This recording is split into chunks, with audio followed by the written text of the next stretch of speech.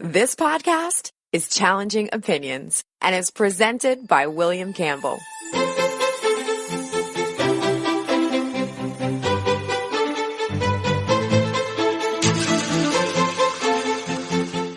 Thank you for downloading the Challenging Opinions podcast for March 23rd, 2020.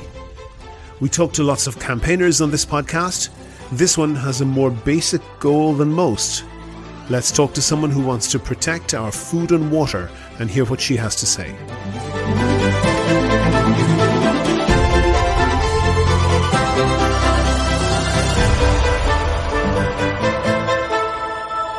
Challenging Opinions is the podcast where ideas are tested. Whether you are left or right, conservative or progressive, devout or skeptic. What matters is the strength of your argument, not the strength of your voice. And coming up for you in this podcast, there is clearly an ethical issue with factory farms in terms of animal welfare and so forth. But it's true, though, isn't it, that that's the type of farming that has massively increased the availability of food. So I wouldn't say it's increased the availability of food. I think it goes back to the same question. Hold on. They are massively productive. That's coming up shortly. But first, I want to thank my donors on Patreon. I appreciate all of them. For the people who aren't donors, Patreon is basically a system that allows people to donate $1 or $2 per podcast or per month, and that helps me to devote more time to research and to finding interesting guests. If you think that you could do the same as them, there's details on the website and at the end of the show. I've talked about the other thing a couple of times already, but I'm sure that you've heard enough of it by now, and there's nothing extra that I can say that hasn't already been said, so let's talk about something else. Let's talk about the state of the world and its people. Bear in mind that life expectancy in the US in the year 1900 was about 48. Thinking of all the countries in the world now, today, taking into account the huge populations in the poor countries of Africa and Asia, what would you guess is the average life expectancy on the planet today? 50 years? 60? No, the average across the whole world is now 70. And again, across the whole world, what percent of the population do you think has access to electricity? The answer is 80%. And if you had to guess what percent of children had at least some of their vaccinations, again, across the planet, the answer is 80%. Finally, if you had to guess over the last 100 years, taking into account the massive population explosion we've had, what has happened to the number of people, the absolute number, not the proportion, the number of people who die each year in natural disasters? Has it more than doubled? Stayed the same? In fact, that number has more than halved.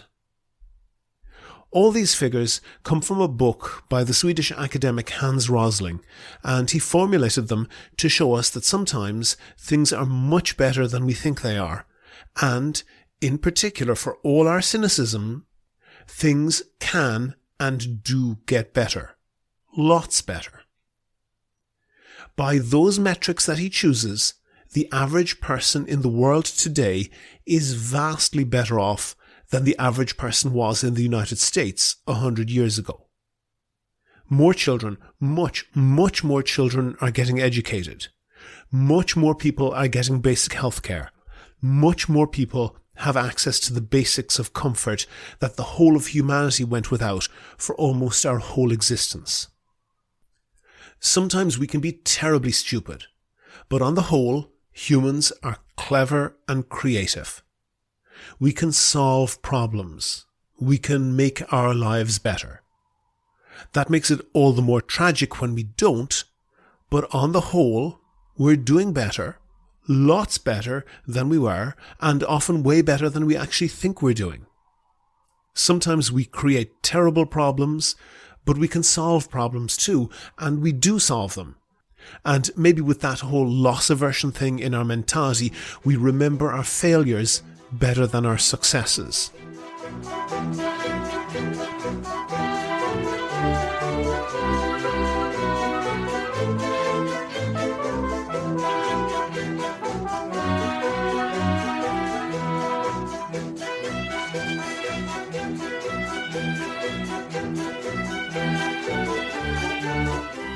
That music you can hear in the background is the Italian resistance anthem, Bella Ciao.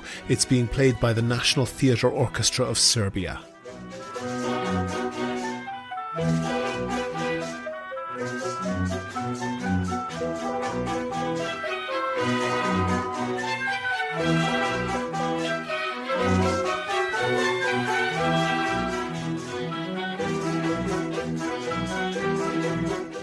But this is a recital with a difference. They're playing together, but they're not together. The recital was recorded over a live video call with a conductor and dozens of musicians, each playing from their own home.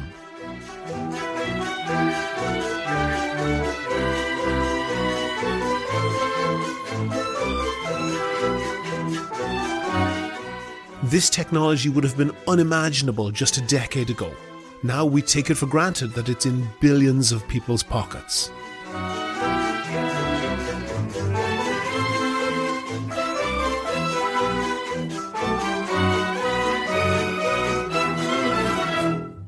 Wash your hands. Do you agree? Do you disagree? If you want your point of view heard, email podcast@challengingopinions.com and say what you think. On the line, I have Amanda Starbuck. Amanda is the Senior Food Research and Policy Analyst with an organization called Food and Water Watch. Amanda, what is Food and Water Watch? Yes, so we are a grassroots organization based in the United States with our main office in DC, but we have offices all across the country as well as a European office. Mm-hmm. And we work with communities to mobilize regular people to build political power so that we can move solutions to our most pressing food, water, and climate problems of our time. That sounds like a really corporate way of describing it. Can you give it to me in a way that a regular person, somebody not too bright like me, would understand? Basically, we're working with communities to try to change things. So a lot of our work is policy related, right? So the powers that be, whether it be a state legislature or the federal government, has rules and regulations in place. And it's very easy, I believe, for an average person to think, well, I can't do anything. Mm-hmm. But we don't believe that.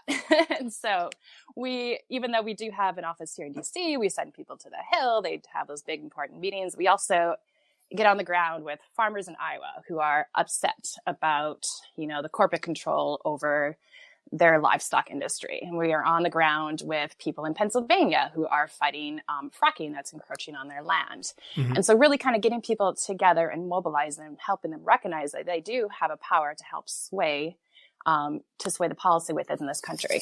Okay, and give me a flavor of the way that you're trying to sway policy. Do I get the feeling that you're sort of hippy-dippy people who want to have the purest quinoa available for everybody to eat? Or are you focused on making sure that people who don't have enough to eat have enough to eat? Or what's your main policy concern? Definitely more of the latter there. So one of our big things is we like to say that you cannot shop your way out of this problem, right? There have been some, successful corporate campaigns to try to get, for example, hormones out of milk in Walmart and that sort of thing. But those are really very small incremental changes. We believe that there needs to be a fundamental change the way that we produce food in this country, animal agriculture especially. And that means, making food more available and healthier for everybody. So we don't tell people what to eat. I mean, we have some documents on if you're interested in when you're at the grocery store, what does a food label mean? What are maybe some more sustainable choices? But at the end of the day, our personal dietary choices aren't enough to really move things in the direction that we need to be going. Okay. And does that mean you're an environmentalist organization? Yes, we definitely are. Okay. Can you see how there might be a conflict there that right now, particularly in the United States, but actually in pretty much every country in the world, almost every country, not every country, but almost every country, food has never been so abundant, to the extent that in Western countries, by a wide margin, the biggest problem for most people with food is eating too much of it. That is absolutely unheard of in the whole of human history across tens of thousands of years. Aren't these really I was going to say first world problems, but not first world problems, but 21st century problems that most people living in any other century would have loved to have had? Yeah, so I'm going to take a step back, I think. So we're not just about, our solution is not to grow more food. Like, we grow way more food than we need. The problem when it comes to people being hungry is not having access to that food. And when I say we grow way more food, we do need to think about future generations and a growing population and how we're going to feed them. So there is some sort of, ramping up production to some extent. But our food system does a very inefficient job of feeding people. The fact that there are farmers in the Midwest who grow the majority of the corn that we have in this country, and they're on food stamps. So you have people in cities as well across the country who are having a hard time accessing food. And so that comes down to a fundamental inefficiency of this system. And there was just recently, the USDA announced a plan to try to ramp up innovation within agriculture, and they want to increase production by, I believe it was 40%, not really recognizing that just having more food is not necessarily going to get to the people that need it. So when you say people in urban areas, I can understand what you say, farmers on food stamps, which is really a startling thing, but people in urban areas not having access to food, do you mean that they don't have enough money, or do you mean that this concept people have talked about food deserts, where there's very few quality outlets for food in some inner city areas? What are you talking about exactly there? I was thinking more about the money, having the means for food.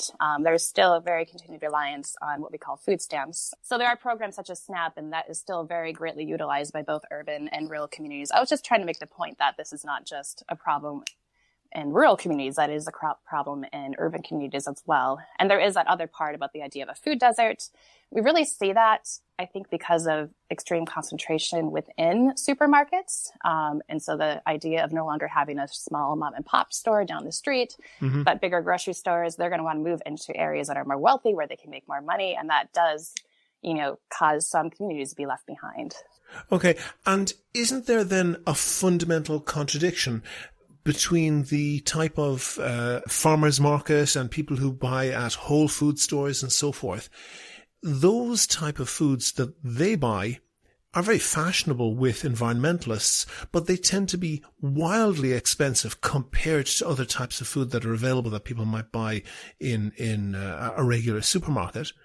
And in addition, they often have huge, what are called food miles, that one of the reasons they're expensive is because they're being flown in from some distant part of the country or possibly the world.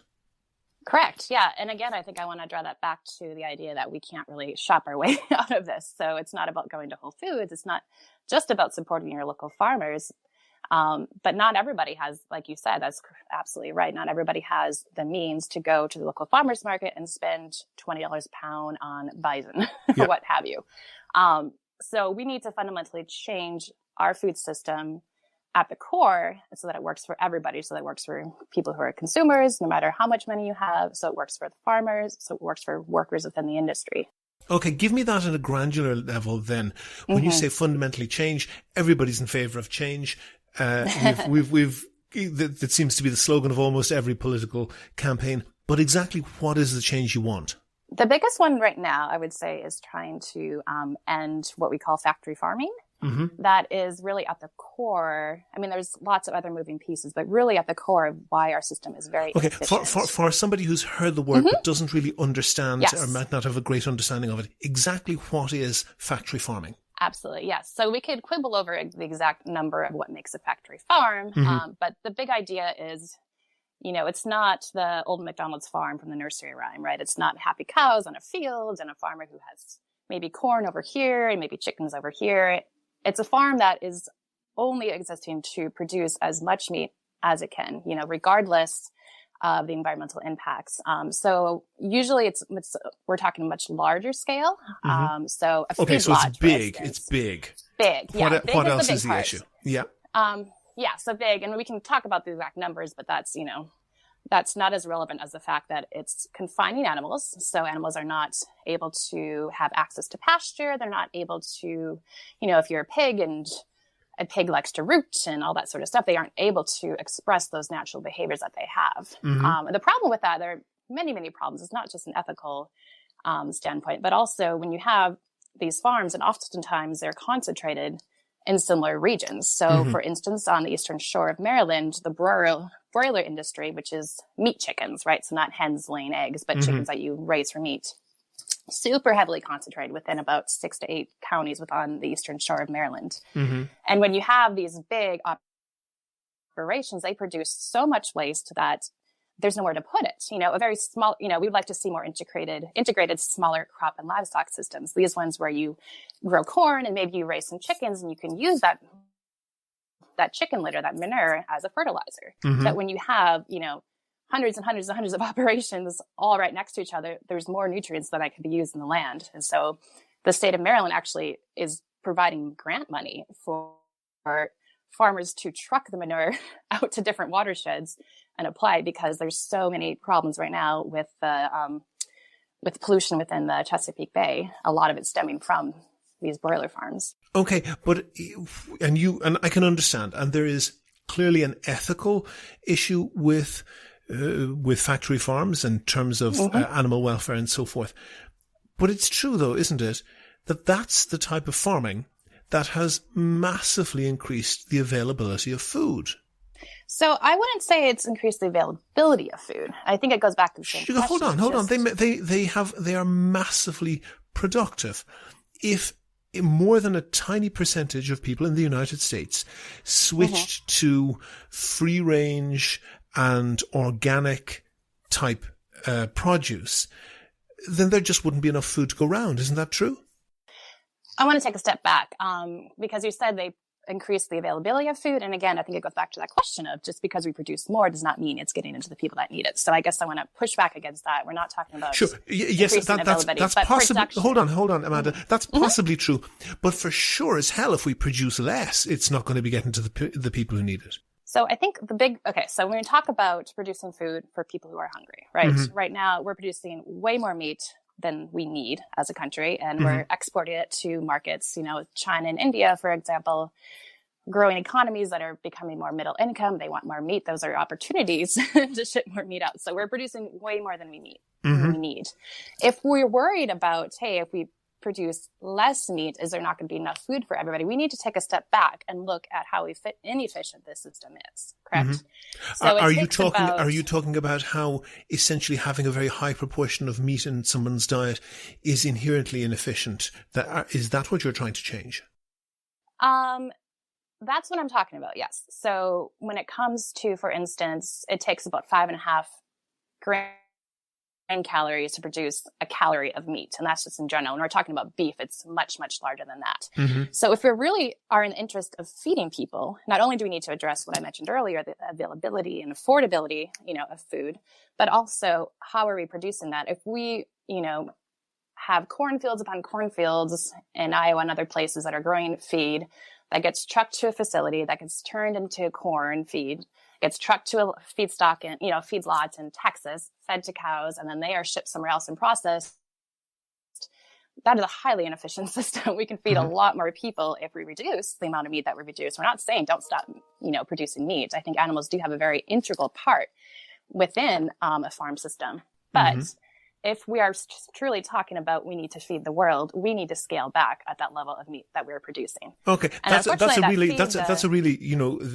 a very well backed scientific concept that if the population essentially has a much lower amount of meat in its diet, that is perhaps more environmentally sustainable. It's certainly a lot easier to produce it, and as you say, it takes a lot less energy, a lot less land to feed a given number of people if they're eating less meat.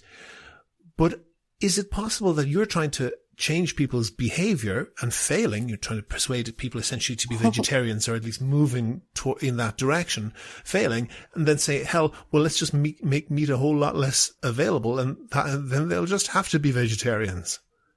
So we're not trying to change, like I said earlier, anything about people are eating. We're not an organization that pushes people to be vegans, to be vegetarians.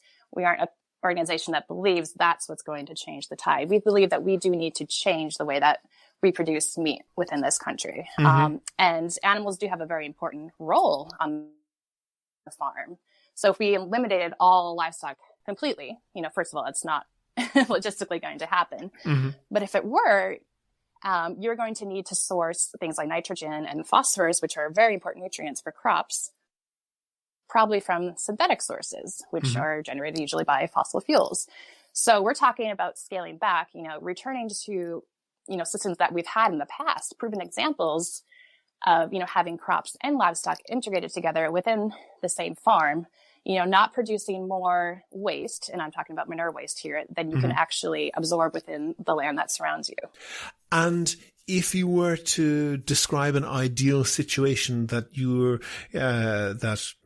were so successful that you'd want to just pack up your bags and go and find a different thing to do with your life, can you describe what the food chain for the United States or for the world would be like in that type of a situation?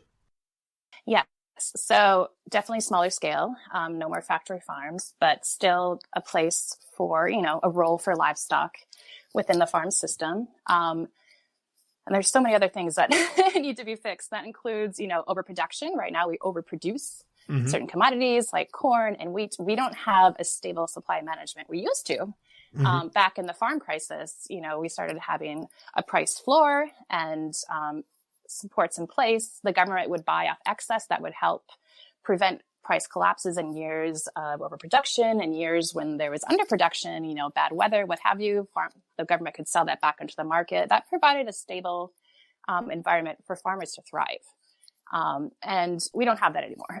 And so a lot of those safety nets have been taken away. And so I'm not just talking about a system that's going to work for us environmentally, that's going to have lower impacts, but also a system that works for the farmers, because they are frankly getting screwed right now in this situation. We are losing farmers.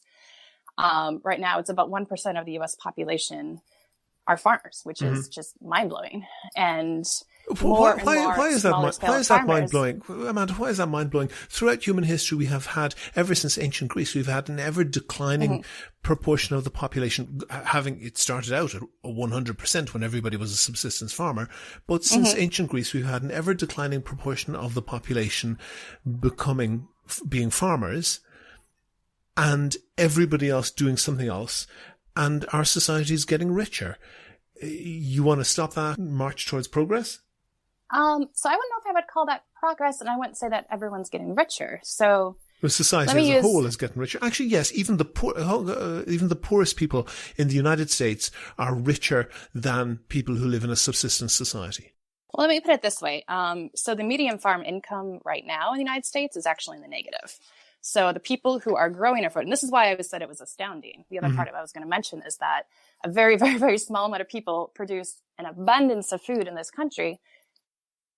You would think they would be wealthy, but they aren't. The actual average farm income is in the red. And the only way that farms are staying alive is not only from government supports, but also because most farmers have off-farm income, themselves or their spouse or their children work off the farm to bring money in so that they can actually stay afloat. Sure. Yeah. Are you sure that I'm going to come back to that statistic that you said that the average farm income is negative, and averages net farm income is negative. Yes, is that because there's a small number of farmers who produce a huge amount of stuff and make quite a lot of money, and then there's a whole bunch of essentially hobby farmers who are people who have jobs in the city and come home and keep a few horses, or maybe have some other cows, and they bring down the average enormously? I can't speak to that specifically, but one of the big problems is that farmers are not getting paid necessarily to even meet the cost of production. All right. So, a lot of the dairy industry right now is in crisis in the US, and farmers in Michigan, where we've seen this explosive growth in factory dairy farms over the last 10, 20 years, we at the same time have seen a huge decrease in the number of farms. So farms are getting bigger and bigger. They're, these big mega operations that are polluting the Great Lakes are getting huge, and the average smaller operation cannot stay afloat because they can't even meet the cost of production.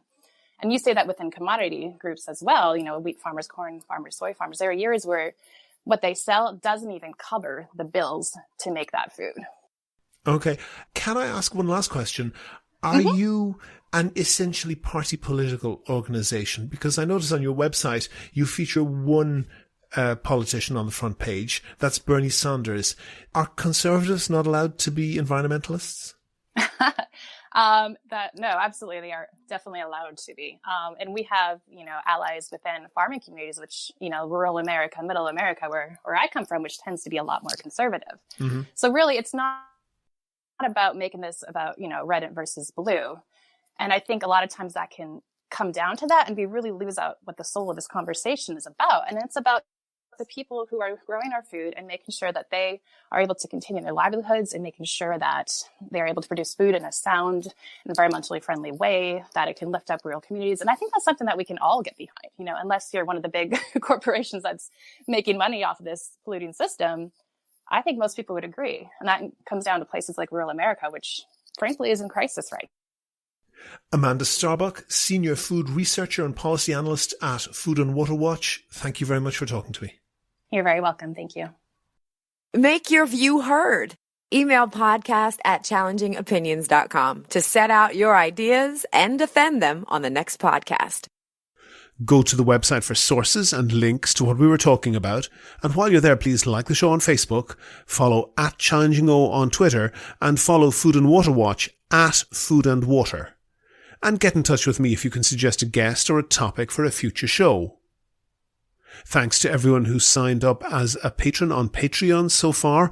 I really appreciate them helping me to devote more time to researching topics and guests. And if you could do the same as them and donate $1 or $2 per podcast or per month, go to patreon.com/challengingopinions, or you'll find the link on the website. Also, you can find out how to subscribe to the podcast for free on your computer, on your phone, or by email. It's all at www.challengingopinions.com. Coming up next Monday, that's March 30th, I'll be talking to the anti-abortion campaigner Fletcher Armstrong. The Challenging Opinions podcast is produced and presented by me, William Campbell. Thank you for listening.